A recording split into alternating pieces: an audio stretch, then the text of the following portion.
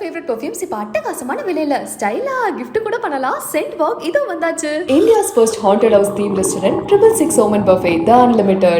என்கின்ற ஒரு பெண் ஆதிபராசக்தியினுடைய மறுவடிவம் என்று சொல்லி சமூக வலைத்தளங்களில் நேற்றும் இன்றும் அதற்கு முந்தைய தினமும் பரவலாக வந்த காணொளி உங்கள் பிகை நூட்ஸ் வாயிலாக நேரலையில் கூட அந்த அம்மையாருடைய பேட்டியை பார்த்தோம். இந்த நாங்கள் நம்பக்கூடிய சமய வழிபாடு என்பது எங்கள் நால்வர்கள் காட்டிய வழியிலே இந்த சமய வழிபாடு இருக்க வேண்டும். ஆன்மீகத்தின் பெயரால் நடக்கக்கூடிய அநியாயங்கள் அது நம்முடைய சொந்த மதத்தில் இருந்தாலும் அதை கண்டிக்க வேண்டும், எதிர்க்க வேண்டும் என்கின்ற அடிப்படையில் நான் அதை விமர்சித்து பதிவு செய்திருந்தேன். நாங்கள் ஆதிபராசக்தியே இறங்கி வந்து அனைவருக்கும் வாருங்கள், அவதார நாயகி வந்திருக்கிறேன் என்று சொல்லி அந்த வைப்ரேட்டர் எல்லாம் போட்டு நேற்று ரொம்ப ஸ்பெஷல் எஃபெக்ட் கொடுத்து அது இந்து அல்லலியா கூட்டம் மாதிரி நடந்ததெல்லாம் பார்த்து ரொம்ப ஒரு பக்கம் வருத்தமா இருந்தது எங்களுக்கு. ஏன்னா எங்களை போன்றவர்களை இந்து மத நம்பிக்கையாளர்களை விமர்சிப்பதற்கு எங்க அம்மா ஓவி அம்மா எங்க சகோதரி எல்லாம் இருக்கின்ற சூழ்நிலையில இவங்களுக்கு ஒரு வெறுவாய்க்கு அவள் கிடைச்சது மாதிரி ஆயிப்போச்சேன்னு வருத்தத்தை எதிர்ப்பை நான் பதிவு செஞ்சேன். பொதுவாக நாம் ஒவ்வொரு மனிதனுமே மதம் அப்படிங்கிற ஒரு சூழல் இருக்கு. அப்படி இருக்கின்ற பொழுது இப்பொழுது இருக்கக்கூடிய இந்த மனித வாழ்க்கை முறையில் பலருக்கும் பலவிதமான உளவியல் பிரச்சனைகள், வீடுகள்ல பிரச்சனை, வெளியில பிரச்சனை, சமூக பிரச்சனை, இந்த பிரச்சனைகளுக்கெல்லாம் தீர்வு யாராவது ஒரு ஜீயை தேடி போயிடக்கூடாதா? அவங்க நம்மளை தீர்த்திட மாட்டாங்களா? எந்த கடவுளாவது நம்மளை சரி பண்ணிடாதா? ஒரு வழிகாட்டிகளை தேடக்கூடிய சூழ்நிலையில இது போன்ற திடீர் என்று முளைக்கக்கூடியவர்களால் பிரச்சனை வருது. இந்த ஃபாஸ்ட் ஃபுட் மாதிரி இது ஃபாஸ்ட் சாமியார்களா வந்துட்டாங்க. அதனால நான் மக்கள்கிட்ட தான் வேண்டுகோள் வச்சேன், ஒரு விழிப்புணர்வா வச்சேன். நம்முடைய பிரச்சனைகளுக்கு தீர்வு என்பது நம்முடைய கடவுளர்களை வணங்க வேண்டும் ஒழிய ஃபாஸ்ட் ஃபுட் சாமி மாதிரி வரக்கூடியவங்க எல்லாம் நம்பாதீங்கிற அடிப்படையில நான் என்னுடைய கருத்தை நான் பதிவு செஞ்சிருந்தேன். நிச்சயமாக நம்முடைய சமயத்தில் இருக்கக்கூடிய இது போன்ற திடீர் தோன்றிகள், இது தான் தோன்று சமயம். ஆக இவர்கள் திடீர்னு தோணுவாங்க, இவங்களுக்கு மார்க்கெட்டிங் ஏஜென்ட் மாதிரி வாங்க வாங்க வாங்க அப்படின்னு சொல்லி எல்லாம் வருவாங்க. நேத்தெல்லாம் பாக்குறேன் தமிழ்நாட்டுல அம்மாக்கள் போட்டி நடக்குது மாதிரி ஆகி போச்சுங்க. ஒரு அம்மா 2 காலையும் தூக்கி வச்சு அம்மா அம்மா அம்மாவே ஆறுகிறே அப்படின்னு இந்த எம்ஆர் குரல்ல எஃபெக்ட் கொடுக்குறாங்க. இது ரொம்ப வருத்தமா இருக்கு. இது என்னடா ஒரு பைத்தியகர்த்தனமா இருக்குன்னு பார்த்தேன். ஆனாலும் கூட சில பேர் என்ன சொல்றாங்க, ஏங்க அந்த அம்மா உரிமை இல்லையா அப்படின்னு அடுத்து ஒரு கோஷ்டி கிளம்புது. அது இருந்துட்டு போகட்டும்.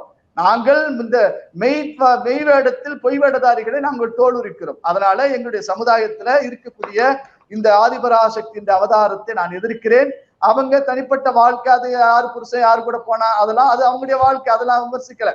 ஆனாலும் கூட இது என்னமோ நேற்று பாக்குறேன், திடீர்னு உங்க நெறியாளர் கேள்வி கேட்கிறார், நான் சக்திடாங்குது. என்னடா அது சிவனும் சக்தியும் சேர்ந்தா மாசுதாங்கிற மாதிரி, ஏன் மேடம் விமர்சனத்தை ஏத்துக்க மாட்டீங்களான்னு கேள்வி கேட்டாரு. அதனால இந்த திடீர் தோன்றி அன்னபூர்ணிகள் போன்றவர்களை நாங்கள் எதிர்ப்போம். இந்து மதத்தில் இருந்தாலும் எந்த மதத்தில் இருந்தாலும் அதை எதிர்ப்போம். உடனே எனக்கு நாத்திகவாதி முத்திரை எதுவும் குத்த வேண்டாம், நான் ஆத்திகவாதி தான். உங்களுடைய கருத்து இல்ல ராமரகுமார், உங்களுடைய கருத்தை அப்படியே முழுமையா ஏத்துக்கிறேன். எந்த மதத்துல இருந்தாலும் எதிர்ப்பீங்க, நீங்க பதிவு பண்ணிருக்கீங்க. அடுத்த சுற்றில் நான் கேள்வி வைக்கிறேன், தொடர்ந்து பேசலாம். ஆக்சுவலி அவங்க சொல்லும் போது, ராமரகுமார் சொல்லும் போது, இது பாக்குறதுக்கு ஒரு இந்து அல்லோலியா மாதிரி இருக்கு அப்படின்னு சொல்லி ஒரு வார்த்தையை பதிவு பண்ணாரு. இது அன்னபூர்ணி அவர்களுடைய அந்த மீட்டிங்ல மட்டும் தான் நடந்ததா, இதுக்கு முன்னாடி நடந்தது இல்லையா? இது எலைட் குரூப் அப்படின்னு பிரிக்கப்படுதா அப்படின்ற ஒரு பார்வை இங்க இருக்கு இல்லையா? ஏன் ஐயோ அப்பா ஐயப்பாவையும் சேர்த்துக்கலாம்.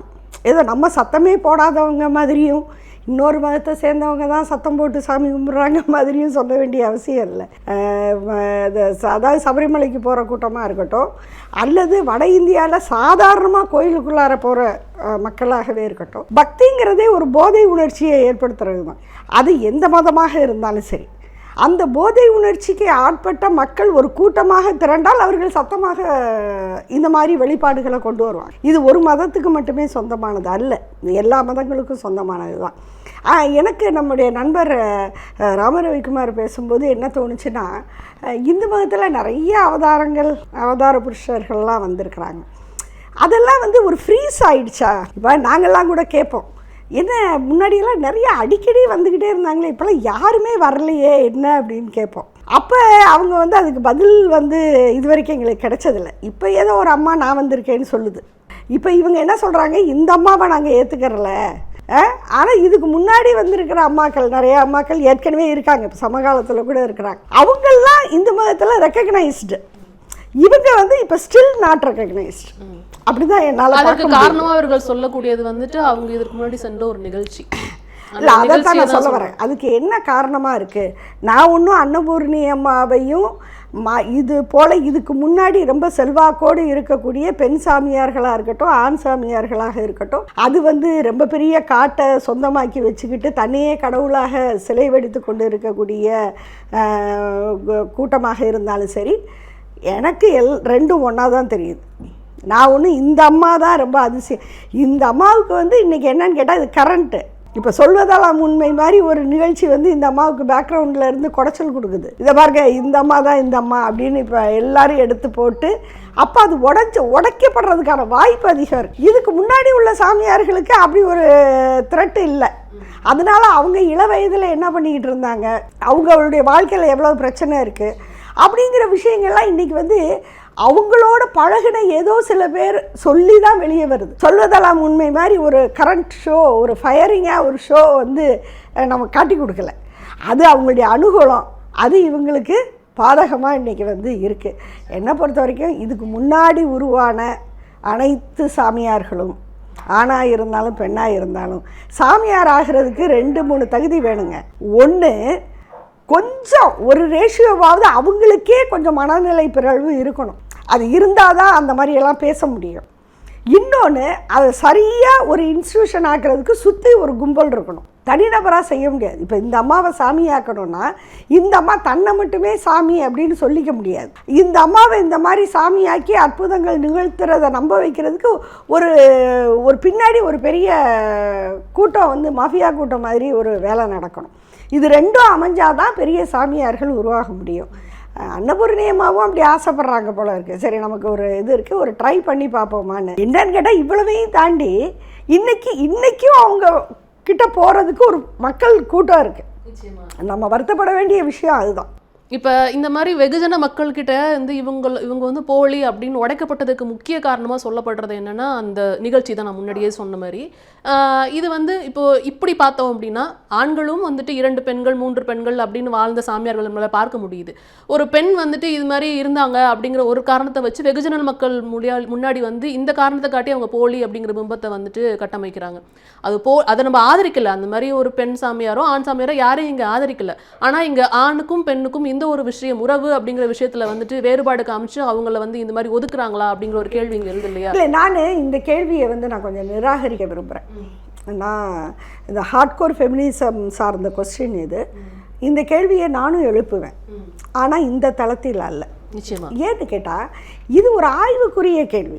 ஒரு சமூகத்தை பகுப்பாய்வு செய்யும் போது பயன்படுத்த வேண்டிய கேள்வி. ஒரு ஆணையும் பெண்ணையும் எப்படி சமூகம் வேறுபாடாக அங்கீகரிக்கிறது அல்லது நடத்துகிறது, ஏற்றுக்கொள்கிறது அப்படின்னு. இப்போ ஆம்பளைக்கு மட்டும் ஏமாத்துகிற உரிமை இருக்குது, பொம்பளைக்கு ஏமாத்துகிற உரிமை இல்லையா அப்படிங்கிறது ஒரு ஒட்டுமொத்த சமூக நலன் சார்ந்து அந்த கேள்வி தள்ளி வைக்கப்படணும்னு நான் நினைக்கிறேன். அதை இப்போ எழுப்ப முடியாது. ஆனால் ஒரு இது அந்த பாயிண்ட்டை நம்ம எடுத்துக்கரலாம், ஒரு பாயிண்ட் ஆஃப் ரெஃபரன்ஸாக எடுத்துக்கரலாம். இது ஒரு ஆணுக்கு இந்த சமூகம். இன்னொரு முக்கியமான விஷயம், அந்த அம்மாட்ட போகிறாங்க இல்லையா, அவங்க இந்த வேல்யூ சிஸ்டத்தை ஏற்றுக்கிட்ட மக்கள் தான் போகிறாங்க. அப்போ அவங்களுக்கு ஒரு உணர்ச்சி ஊட்டுவதற்கு அல்லது அறிவூட்டுவதற்கு என்ன இப்படி போகிறீங்க, இந்த அம்மாவை பற்றி உங்களுக்கு தெரியாதான்னு கேட்குறது இருக்குல்ல, அந்த கேள்வி ஒரு பெண்ணுக்கு இழைக்கப்படும் அநீதியெல்லாம் இல்லை. அந்த அறியாமையில் ஆயிரக்கணக்கில் போகிறாங்க பாருங்க, அந்த மக்களை காப்பாற்றுறதுக்கான கேள்வி.